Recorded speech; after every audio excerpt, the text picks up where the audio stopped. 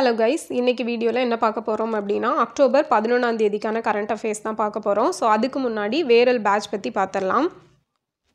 So எல்லாருக்கும் தெரியும், இதான் நம்மளோட வேரல் பேட்ச் இல்லையா. ஸோ அட்மிஷன் லாஸ்ட் டேட் வந்து அக்டோபர் 14 அண்ட் கிளாஸஸ் வந்து அக்டோபர் 15லேருந்து ஸ்டார்ட் ஆகுது. இதில் வந்து உங்களுக்கு சிலபஸ் எல்லாமே கம்ப்ளீட் பண்ணி கொடுப்போம். ஆத்தர் புக் கிளாஸஸ் ஓகேங்களா. ஸோ ஃபீஸ் பார்த்தீங்க அப்படின்னா 599. ஹேண்ட் ரிட்டன் நோட்ஸுமே ப்ரொவைட் பண்ணுறோம். ஸோ இதை பற்றி ஏதாவது ஃபர்தராக டீட்டெயில் வேணும்னு நினச்சிங்க அப்படின்னா டெலகிராம் அப்படி இல்லை அப்படின்னா இன்ஸ்டாகிராமில் என்னை காண்டாக்ட் பண்ணுங்கள். நான் ஃபர்தர் டீட்டெயில்ஸ் என்ன அப்படிங்கிறத சொல்கிறேன் ஓகேங்களா. ஸோ இப்போ கரண்ட் அஃபேர்ஸ் பார்க்கலாம். ஸோ ஃபஸ்ட்டு பார்த்தீங்க அப்படின்னா லெப்டோஸ்பைரோசிஸ் அப்படிங்கிறது. ஸோ இது வந்து எலிக்காய்ச்சலோட பேர் தான் என்ன, லெப்டோஸ்பைரோசிஸ். இது வந்து நியூஸில் வந்து கொடுத்துருந்தாங்க. ஒரு இடத்துல ஃபுட்டு பரிமாறினதில் என்னவோ எலி ஏதோ செத்து கிடந்ததில் அதை சாப்பிட்டு நிறைய பேருக்கு எலிக்காய்ச்சல் வந்தது அப்படிங்கிற மாதிரியான ஒரு நியூஸு. அதில் கொடுத்துருந்த ஒரு இன்ஃபர்மேஷன் தான். எலிக்காய்ச்சலோட பேர் என்ன, லெப்டோஸ்பைரோசிஸ். ஸோ நமக்கு எப்போவுமே இந்த மாதிரி கரண்ட் அஃபேர்ஸோட ரிலேட்டட் ஆகிறது தான், ஒரு டிசீஸ் ஆகட்டும் இல்லைனா வேறு ஏதாவது எக்கனாமிக்கல் பாலிட்டி எதாக இருந்தாலுமே கரண்ட் அஃபேர்ஸோட ரிலேட் ஆகிற கண்டென்ட் தான் அதிகமாக கேட்பாங்க. ஸோ இதை வந்து ஞாபகம் வச்சுக்கோங்க. நெக்ஸ்ட்டு பார்த்தீங்க அப்படின்னா இரிடியம். ஸோ இது இன்றைக்கி எடிட்டோரியல் பேஜில் கொடுத்துருந்தாங்க இந்த இரிடியம் பற்றி. ஏன்னா ரீசன்ட் டேஸில் பார்த்தீங்கன்னா இரிடியம் அப்படிங்கிறதுல நிறைய ஏமாத்து வேலைகளெல்லாம் பண்ணிகிட்ருக்காங்க. அதனால தான். அண்ட் இந்த உலோகத்தை பற்றி பார்க்கணும் அப்படின்னா இது எளிதில் தீப்பிடிக்காது, அதே மாதிரி ரொம்பவே அரிதாக கிடைக்கக்கூடியது. ஸோ கோல்டு, பிளாட்டினம் இது எல்லாத்தையும் விட ரொம்ப அடர்த்தியான ஒரு உலோகம் தான் இந்த இரிடியம். அப்போ இந்த இரிடியத்தை எதுலெல்லாம் யூஸ் பண்ணுறாங்கன்னு பார்த்தீங்கன்னா விமானங்களில் யூஸ் பண்ணுறாங்க இல்லையா, மின் விளக்குகள், அந்த பல்ப் எல்லாம். ஸோ அது தயாரிக்கிறதுக்கு பயன்படுதுன்னு சொல்லியிருக்காங்க. அதே மாதிரி எல்இடி பல்பு, கணினி உருவாக்கத்திலையும் பயன்படக்கூடியது தான் இந்த இரிடியம். இது ரொம்பவே வந்து ரொம்ப அரிதாக கிடைக்கக்கூடியதுனால இதன் பேரில் நிறைய மோசடிகள் அப்படிங்கிறது ரீசன்ட் டேஸில் அரங்கேறிட்டு இருக்குது. ஸோ அது ரிலேட்டடாக ஒரு நியூஸ் அப்படிங்கிறது கொடுத்துருந்தாங்க எடிட்டோரியல் பேஜில். அடுத்தது பார்த்தீங்கன்னா விடியல் பயண திட்டம். ஸோ இந்த விடியல் பயண திட்டம் அப்படின்னு எடுத்துட்டோன்னா மே 8 ஆக்சுவலாக மே 7 வந்து சைன் பண்ணியிருப்பாங்க. மே 8லேருந்து ஸ்டார்ட் பண்ணியிருப்பாங்க. மே 8 2021 லான்ச் பண்ணியிருப்பாங்க. ஸோ இந்த விடியல் பயணம் அப்படிங்கிற திட்டத்துக்கு ஸ்டார்டிங்கில் இந்த பேர் வச்சாங்களான்னா கிடையாது. மகளிருக்கு இலவச பேருந்து திட்டம் தான் பேர் வைப்பாங்க. விடியல் பயணம் அப்படிங்கிறது எந்த வருஷத்தில் இந்த நேமை வந்து சேஞ்ச் பண்ணாங்க அப்படிங்கிறத கமெண்டில் சொல்லுங்கள். ஸோ இதில் ஸ்டார்டிங்கில் பார்த்தீங்கன்னா பெண்களுக்கு மட்டும்தான் இலவச பயணம் அப்படிங்கிறத சொல்லியிருப்பாங்க. ஸோ ஒரு ஜூன் 3 அந்த டைமில் தான் வந்து திருநங்கைகளுக்கும் இலவச பயணம் அப்படிங்கிறது அனௌன்ஸ் பண்ணப்பட்டிருக்கும். அண்ட் இந்த திட்டத்தின் மூலமாக ஒரு பெண் வந்து சராசரியாக மாதத்துக்கு ரூபாய் 888 வரைக்கும் சேமிக்கிறாங்க அப்படிங்கிறத சொல்லப்பட்டிருக்கு. அதே போல் இப்போ இதுக்கு நியூஸில் இடம்பெற்றிருக்குன்னு பார்த்தீங்கன்னா இதை வந்து எக்ஸ்டெண்ட் பண்ணியிருக்காங்க. ஸோ ஆல்ரெடி பார்த்தீங்கன்னா பெண்கள், திருநங்கைகள், மாற்றுத்திறனாளிகள் எல்லாமே வந்து இந்த திட்டத்தின் கீழே பயனடைஞ்சிட்ருக்காங்க. இப்போ இதை மலைவாழ் பகுதிகளுக்கு விரிவாக்கம் பண்ணியிருக்காங்க. எப்படின்னா மலைவாழ் பகுதிகளில் இருக்கக்கூடிய மாற்றுத்திறனாளிகளும் இந்த விடியல் பயண திட்டத்தில் பயன்பெற்றுக்கலாம் அப்படிங்கிறது. ஸோ அந்த மாற்றுத்திறனாளிகளும் அவரோட கூட ஒரு துணையாளர் 2 பேருக்குமே வந்து ஃப்ரீயாகவே பயணம் பண்ணிக்க முடியும் அப்படிங்கிறது தான் இந்த திட்டம். ஸோ இதை நேற்றைய தினம், அதாவது அக்டோபர் 10 2025 நடைமுறைக்கு கொண்டு வரப்பட்டிருக்கு. அண்ட் இந்த விடியல் பயண திட்டத்தில் லிமிட்டட் ஆக்சஸ் ஏதாவது இருக்குதா, அதாவது இவ்வளோ கிலோமீட்டர்ஸ் தான் ட்ராவல் பண்ணணுமா அப்படின்னு ஏதாவது இருக்கான்னா இருக்குது. ஒரு நாளைக்கு 30 கிலோமீட்டர் அப்படிங்கிறது தான் அந்த ஆக்சஸிங் கிலோமீட்டர். ஓகேவா. ஸோ அந்த 30 கிலோமீட்டர் வரைக்கும் ட்ராவல் பண்ணிக்கலாம் அப்படிங்கிறது இந்த திட்டத்துக்கு கீழே ஒரு லிமிட் வச்சுருக்காங்க. இதை நல்லா ஞாபகம் வச்சுக்கோங்க. ஸோ இதுதான் விடியல் பயணம் அப்படிங்கிற திட்டம். இதை பற்றி கண்டிப்பாக கொஸ்டின்ஸ் இப்போ ரீசன்ட் டேஸில் லாஸ்ட்டாக ஒரு 2 எக்ஸாம்ஸில் இதை பற்றி கேட்டுட்டாங்க. எப்போ ஸ்டார்ட் பண்ணாங்கன்னு ஒரு எக்ஸாமில் கேட்டிருந்தாங்க, இன்னொரு எக்ஸாமில் ஸ்டேட்மெண்ட் கொஸ்டினாகவே வச்சுருந்தாங்க. ஸோ இதில் வந்து இந்த 888 அப்படிங்கிற நம்பர் நல்லா ஞாபகம் வச்சுக்கோங்க. அந்த அமௌண்ட் அப்படிங்கிறது ரொம்ப முக்கியம். ஸோ இப்போ இதை எக்ஸ்டெண்ட் பண்ணியிருக்காங்க அப்படிங்கிறதும் ரொம்ப முக்கியமானது. ஸோ இதில் நம்ம திருநங்கைகள் பார்த்தோம் இல்லையா. ஸோ திருநங்கைகள் அப்படின்னு எடுத்துட்டோன்னா இவங்களுக்கு முக்கியமாக ஃபஸ்ட்டு இந்த திருநங்கை நேமை வந்து யார் சொல்லியிருப்பாங்கன்னா நர்த்தகி நடராஜ் அவர்கள் சொல்லியிருப்பாங்க. ஸோ அதை அஃபிஷியலாக கொண்டு வந்தது யாருன்னா கருணாநிதி அவர்கள் கொண்டு வந்திருப்பாங்க 2008. ஸோ 2008 தான் தமிழ்நாட்டில் திருநங்கைகள் நல வாரியம் அப்படிங்கிற ஒன்றை ஏற்படுத்துகிறாங்க. இந்தியாவிலேயே ஃபஸ்ட்டு டைமாக திருநங்கைகள் நல வாரியம் ஏற்படுத்திய ஒரு மாநிலம் அப்படின்னா அது நம்ம தமிழ்நாடு தான். ஏப்ரல் 15. ஸோ இந்த ஏப்ரல் 15 தான் நம்ம என்னன்னு சொல்லி இது பண்ணுறோன்னா திருநங்கைகள் தினம் அப்படின்னு சொல்லி வருஷம் பண்ணிகிட்டு இருக்கோம். ஸோ அதே மாதிரி பார்த்தீங்க அப்படின்னா இப்போது திருநங்கைகளுக்கான ஒரு கொள்கை அப்படிங்கிறத நம்ம தமிழ்நாடு ரிலீஸ் பண்ணியிருக்காங்க. டிரான்ஸ்ஜெண்டர்ஸ் பாலிசி அப்படிங்கிறது 2025 வந்து ரிலீஸ் பண்ணியிருக்காங்க. ஓகேவா? ஸோ இவங்களுக்காக ஒரு விடுதி அப்படிங்கிறது ரீசெண்டாக ஒரு நேமில் வந்து அனௌன்ஸ் பண்ணியிருப்பாங்க. ஸோ அது என்ன அப்படிங்கிறத கமெண்டில் சொல்லுங்கள். விடுதிகள் அப்படின்னு பார்த்தோன்னா சமூக நீதி விடுதிகள் அப்படின்னு சொல்லி ஸ்டூடெண்ட்ஸ்க்கானதை நேம் சேஞ்ச் பண்ணியிருப்பாங்க. அதுக்கப்புறம் அன்புச்சோலை அப்படிங்கிறது வயது முதிர்ந்தவர்களுக்கு. ஸோ திருநங்கைகளுக்குன்னு சொல்லி ஒரு விடுதிகள், அதோட நேம் என்ன அப்படிங்கிறத கமெண்டில் மறக்காமல் சொல்லிடுங்க.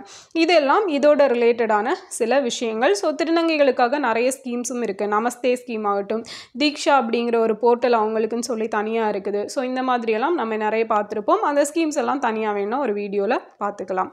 அடுத்தது பார்த்தீங்க அப்படின்னா உலக மனநல தினம். ஸோ நம்ம நேற்றே பார்த்தோம், உலக மனநல தினம் அக்டோபர் 10ஆம் தேதி 1992 இருந்து இந்த தினம் அப்படிங்கிறத கொண்டாடிட்டுருக்கோம். ஓகே, இது வந்து ஒரு அவேர்னஸ் டே தான். ஓகேங்களா? ஸோ அதை வந்து இதை அனுசரிச்சுட்ருக்கோம். அண்ட் தீம், இந்த வருஷத்துக்கான தீம் என்னென்னு பார்த்தீங்கன்னா சேவைகளுக்கான அணுகல், பேரழிவு மற்றும் அவசர காலங்களின் போது மனநலம் அப்படிங்கிறது தான். அண்ட் நேற்று இதில் கொஸ்டின் கேட்டிருப்பேன். ஸோ இதோட அந்த ஹெல்ப்லைன் நம்பர் அப்படிங்கிறது 104. ஓகேங்களா? ஸோ நேற்று ஆன்சர் பண்ணியிருந்தீங்க. ஓகே, ஸோ நெக்ஸ்ட்டு பார்த்தோம் அப்படின்னா அமைதிக்கான நோபல் பரிசு 2025 ஸோ யாருக்கு கொடுத்துருக்காங்கன்னா மரியா கொரினா மச்சோடோ. ஓகேவா? கொரினா மச்சோடோ அப்படிங்கிறவங்க, இவங்க வெனிசுலாவில் எதிர்கட்சியோட தலைவராக இருக்காங்க. ஸோ நிறைய அந்த கட்சியில் அமைதி ஏற்படுறது, எல்லார்ட்டையும் அமைதியாக கொண்டு போகிறது, இந்த மாதிரி ரீசன்ஸ்க்காக தான் இவங்களுக்கு கொடுத்துருக்காங்க. ஸோ ஆல்ஃப்ரெட் நோபல் வந்து அவரோட உயிரில் என்னென்ன ரீசனுக்காக அமைதிக்கான நோபல் பரிசு கொடுக்கணும்னு எழுதி வச்சுருந்தாரோ அந்த கண்டிஷன்ஸ் எல்லாம் இவங்க பேசிஸில் வந்து அது சாட்டிஸ்ஃபை ஆகுது அப்படிங்கிற ஒரு ரீசனை சொல்லியிருக்காங்க. இவங்க நிறைய முறை சிறை கூட செஞ்சுருக்காங்க. ஓகேங்களா? ஸோ இவங்களுக்கு கொடுக்கப்பட்டிருக்கு மரியா கொரினா மச்சோடா அப்படிங்கிறவங்க. அண்ட் லாஸ்ட் இயர் 2024 யாருக்கு கொடுத்துருப்பாங்கன்னா நிஹான் ஹிடாங்கியோ அப்படிங்கிற ஒரு அமைப்புக்கு கொடுக்கப்பட்டிருக்கும். ஜப்பானை சேர்ந்த அமைப்புக்கு தான் அமைதிக்கான நோபல் பரிசு கொடுத்துருப்பாங்க. எதுக்காக அப்படின்னா நியூக்ளியர் வெப்பன்ஸ் எல்லாம் வந்து எலிமினேட் பண்ணுறதுக்கு இவங்க நிறைய எஃபர்ட்ஸ் போட்டிருப்பாங்க. அதுக்காக தான் கொடுக்கப்பட்டுச்சு. ஸோ நம்ம ட்ரம்ப் வந்து ரொம்ப எக்ஸ்பெக்ட் பண்ணார் அவரோட நேமை அனௌன்ஸ் பண்ணுவாங்க அப்படின்னு சொல்லி. பட் அவருக்கு பெருத்த ஏமாற்றம் அப்படிங்கிறது அடைஞ்சிருக்காரு. ஓகே, அடுத்தது பார்த்தீங்கன்னா national labour and employment policy 2025. So இது யார் ரிலீஸ் பண்ணியிருக்காங்கன்னா இந்தியன் கவர்மெண்ட் தான். ஸோ இந்த பாலிசிஸ் எல்லாம் ரொம்ப முக்கியமானது. நேற்றுக்கு கூட சொல்லியிருப்பேன், டான்சிம் அப்படிங்கிற அவங்க அந்த புத்தொழில் மாநாடு, ஸோ டான்சிம் நடத்தியிருப்பாங்க. அதில் வந்து நமக்கு Tamil Nadu innovation and start up policy அப்படிங்கிறது எப்போ கொண்டு வந்தாங்க அப்படின்னு, ஸோ ஃபஸ்ட்டு ஒருக்கா கொண்டு வந்திருப்பாங்க, அடுத்தது ஒருக்கா கொண்டு வந்திருப்பாங்க. ஸோ 2 இயரும் எப்போ அப்படிங்கிறத கமெண்டில் சொல்லுங்கள். ஸோ இந்த national labour and employment policy பார்த்தீங்க அப்படின்னா இதில் ஸ்ரம் சக்தி நிதி அப்படிங்கிற 2025 அப்படிங்கிற ஒன்றும் இன்ட்ரடியூஸ் பண்ணப்பட்டிருக்கு. ஸோ நமக்கு தெரியும் ஸ்ரம் அப்படின்னு வந்துட்டாலே யார் தான், லேபர்ஸ் ரிலேட்டடானது, அதுவும் அன்ஆர்கனைஸ் செக்டாரில் இருக்கக்கூடிய லேபர்ஸ் ரிலேட்டடானது. ஓகே, அதாவது அமைப்பு சாரா தொழிலாளர்கள். அமைப்பு சாரா தொழிலாளர்கள் அப்படின்னு எடுத்துட்டீங்க அப்படின்னா ரீசெண்டாக நமக்கு 2025-26 பட்ஜெட்டில் கிக் தொழிலாளர்கள். ஸோ கிக் தொழிலாளர்கள் யார் அப்படிங்கிறத நான் சொல்லியிருப்பேன். இந்த ஜொமேட்டோ, உபரு, ஓலா, இந்த மாதிரி ஃப்ளிப்கார்ட் ஏஜெண்டாக இருப்பாங்க. ஸோ இவங்க எல்லாருமே இந்த கிக் எக்கனாமிக்கு கீழே வருவாங்க. அன்ஆர்கனைஸ் செக்டாரில் இருக்கிற எல்லாரும் கிக் எக்கனாமிக் கீழே வருவாங்க. மெயினாக இவங்க தான். ஓகேவா? ஸோ அப்போ இவங்களும் பயன்பெறணும் அப்படிங்கிறதுக்காக ஆயுஷ்மான் பாரத் ஸ்கீமில் அவங்களுக்கு வந்து 5 lakhs அப்படிங்கிறது இன்சூரன்ஸ் ஸ்கீம் இருக்கு இல்லையா, அதில் இந்த கிக் தொழிலாளர்களும் இணைக்கப்படுறாங்க அப்படிங்கிறத 2025-26 பட்ஜெட்டில் நம்ம சென்ட்ரல் கவர்மெண்ட் அனௌன்ஸ் பண்ணியிருப்பாங்க. அது ரொம்ப முக்கியமானது. அதே போல் ஈஸ்ரம் அப்படிங்கிற போர்ட்டல் வந்து இந்த அந்த அன்ஆர்கனைஸ் செக்டாரில் வேலை பார்க்குறாங்க இல்லையா, ஒழுங்கமைக்கப்படாத துறைகள், ஸோ அவங்களுக்காக ஈஸ்ரம் போர்ட்டல் எப்போ ஸ்டார்ட் பண்ணாங்கன்னு பார்த்தீங்கன்னா 2021 வந்து ஸ்டார்ட் பண்ணியிருப்பாங்க. ஓகேவா? ஸோ இதில் வந்து நிறைய மினிஸ்ட்ரிஸ் வந்து ஈடுபட்டிருக்காங்க. மெயினாக இவங்களோட ஒரு மெயின் அப்ஜெக்டிவ் என்னன்னு பார்த்தீங்கன்னா 2030க்குள்ளே பெண் தொழிலாளர்கள் பங்கேற்பு விகிதத்தை 35% உயர்த்தணும் அப்படிங்கிறது தான் இவங்களோட நோக்கம். ஸோ பெண் தொழிலாளர்கள் அதிகமாக பங்கேற்கிற ஒரு மாநிலம் எது அப்படின்னு பார்த்தீங்கன்னா நம்ம தமிழ்நாடு தான். அண்ட் இப்போ கூட எக்ஸாமில் கேட்டிருப்பாங்களே 30% அப்படிங்கிறது அவங்களோட பார்ட்டிசிபேஷன் இருக்குது அப்படின்னு. அதுக்கு வந்து 32% தான் ஆன்சர். ஓகேங்களா? ஸோ அந்த ஸ்டேட்மெண்ட் தப்பு. அது வந்து நம்ம பாலிசி நோட்டில் அந்த டேட்டா அப்படிங்கிறது இருக்கும். ஓகேவா? நெக்ஸ்ட் பார்த்தீங்க அப்படின்னா மெயின் கேன்சர் கோஜிட் லியே அப்படிங்கிற ஒரு புத்தகம். I am a cancer survivor அப்படிங்கிற புத்தகம். இதை யார் எழுதினாங்க அப்படின்னா டாக்டர் பலகொண்டா விஜய் ஆனந்த் ரெட்டி அப்படிங்கிறவர் எழுதியிருக்காரு. ஸோ இதை வெளியிட்டது வந்து சென்ட்ரல் மினிஸ்டரான கிசான் ரெட்டி இருக்கார் இல்லையா, அவர் தான் வெளியிட்டிருப்பார். ஓகேவா. ஸோ இதில் மெயினாக இதில் எதை பற்றி சொல்லியிருக்காங்க அப்படின்னா, ஒரு 108 கேன்சர் பேஷண்ட்ஸ் இப்போவும் சர்வைவ் ஆகிட்டுருக்காங்க. அந்த நோயெல்லாம் சரியாகி க்யூர் ஆகி ட்ரீட்மெண்ட்ஸ் மூலமாக சரியாயிட்ருக்காங்க. ஸோ அவங்களோட டெஸ்டிமோனிஸ் அந்த மாதிரி எந்த மாதிரி ட்ரீட்மெண்ட்ஸ் எடுத்தாங்க, ஸோ அந்த மாதிரியான ஸ்டோரிஸ் தான் வந்து இந்த ஐ எம் ஏ கேன்சர் சர்வைவர் அப்படிங்கிற நூலில் வந்து இவர் எழுதியிருக்காரு. அடுத்தது பார்த்திங்கன்னா வேர்ல்டு மைக்ரேட்டரி பேர்ட் டே. ஸோ இது எப்போ அப்படின்னா அக்டோபர் 11 உலக வலசை போன பறவைகள் தினம். ஆக்சுவலாக வருஷத்தில் 2 தடவை செலிப்ரேட் பண்ணுவாங்க. ஒன்று வந்து மே மந்தில், இன்னொன்று வந்து அக்டோபர் மந்தில். ஸோ எப்போ அப்படின்னா செகண்ட் சாட்டர்டே. ஸோ அக்டோபர்லேயும் சரி மேலேயும் சரி 2வது சனிக்கிழமையில் தான் இந்த வேர்ல்டு மைக்ரேட்டரி பேர்ட் டே அப்படிங்கிறத செலிப்ரேட் பண்ணுறாங்க. அடுத்தது year of urban development. So இதை வந்து குஜராத் கவர்மெண்ட் வந்து அனௌன்ஸ் பண்ணியிருக்காங்க. 2025 இயர் ஆஃப் அர்பன் டெவலப்மெண்ட், நகர்ப்புற மேம்பாடு, நகர்ப்புற மேம்பாட்டுக்கான வருடம் 2025ன்னு சொல்லி எந்த கவர்மெண்ட் சொல்லியிருக்காங்க, அந்த இயரை அனௌன்ஸ் பண்ணியிருக்காங்கன்னா குஜராத் கவர்மெண்ட். ஸோ இதில் வந்து எதற்காக அப்படின்னா 20 years of well plan city development project. ஒரு 20 வருஷத்தில் நிறைய சிட்டி டெவலப்மெண்ட், நகர்ப்புறங்களை மேம்படுத்தணும் அப்படிங்கிறதுக்காக நிறைய திட்டங்கள் கொண்டு வந்திருக்காங்க. ஸோ அந்த திட்டங்கள் எல்லாம் கொண்டு வந்ததன் மூலமாக நிறைய மேம்பாடு அடைஞ்சிருக்கு. அது வந்து 20 வருஷம் ஆயிடுச்சு. ஸோ அதை செலிப்ரேட் பண்ணுறதுக்காக தான் இந்த இயர் ஆஃப் அர்பன் டெவலப்மெண்ட் அப்படின்னு சொல்லி 2025 அனௌன்ஸ் பண்ணியிருக்காங்க.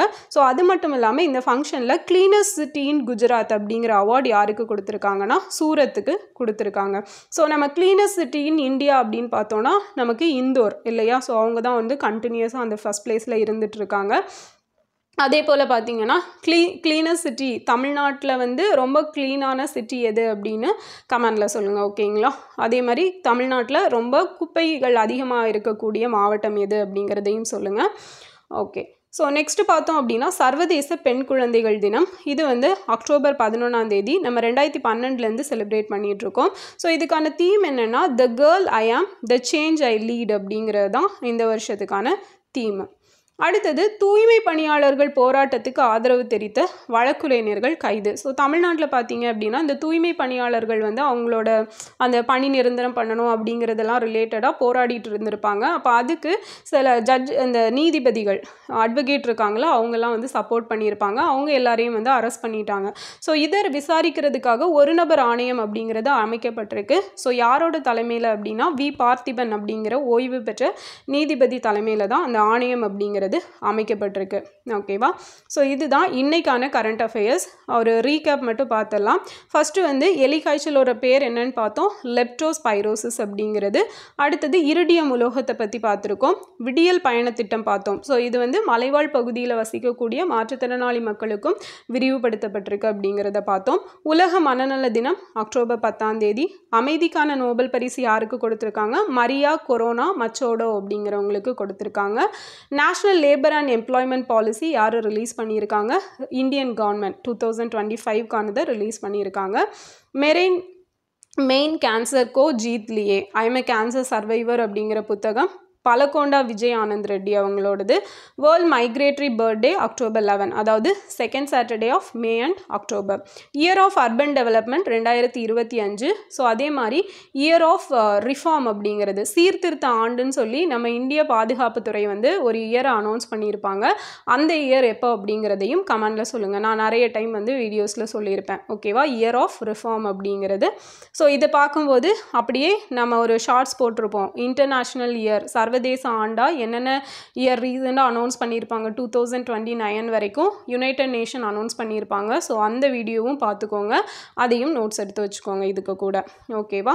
சர்வதேச பெண் குழந்தைகள் தினம் அக்டோபர் 11.